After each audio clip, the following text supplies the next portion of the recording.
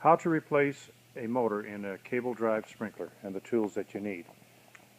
Small screwdriver, a 1/8 inch Allen wrench, a pliers, and a 5/16 nut driver. First thing that you need to do is remove the wands. Using the pliers, hold the nut and turn the wand out by hand. Lay it aside. The next thing to do is a 5/16 nut driver. Remove the 2 screws that hold the trigger assembly on. Let it fall to the side. Then turn the machine over and take the 5/16 nut driver and take out the 4 bolts that hold the motor on.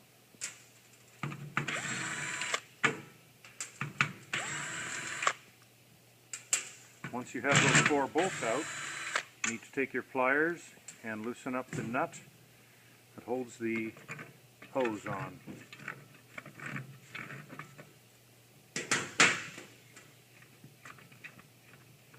Remove the hose, taking the motor out of its mounting base as you do that.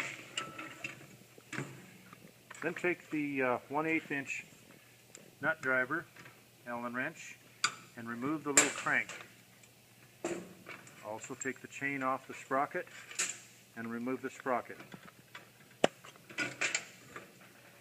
You now have the motor out of the machine.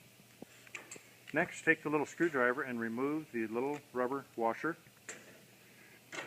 and you will replace that in the new motor. Go to your new package, an Elson motor from your local hardware store or from us. You do not need any of the parts besides the motor. Take the motor out of the box, remove the screen in the motor using your thumb, pry it out of there, and you will install that later if you need it. You should have one on the back side of the sprinkler in the female fitting. You can save this one for another time. Install the little rubber washer in there and you're ready to go back in with the motor.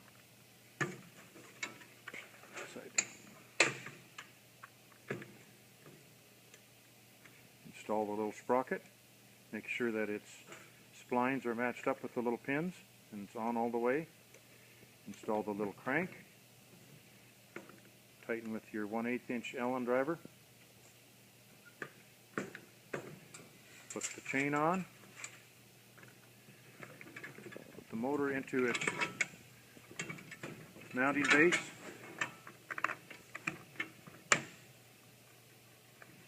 Install the garden hose fitting. And tighten with the pliers.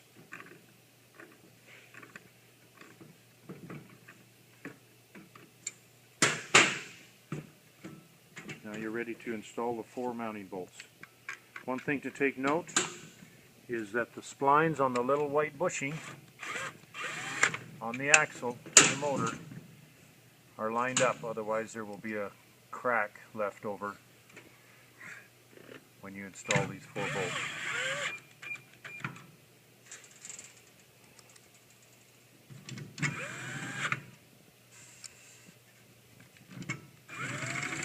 Okay, you have the motor installed. Now flip it back over. Reinstall the trigger mechanism with the 2 screws, your 5/16 nut driver, making sure that the trigger is underneath the white button.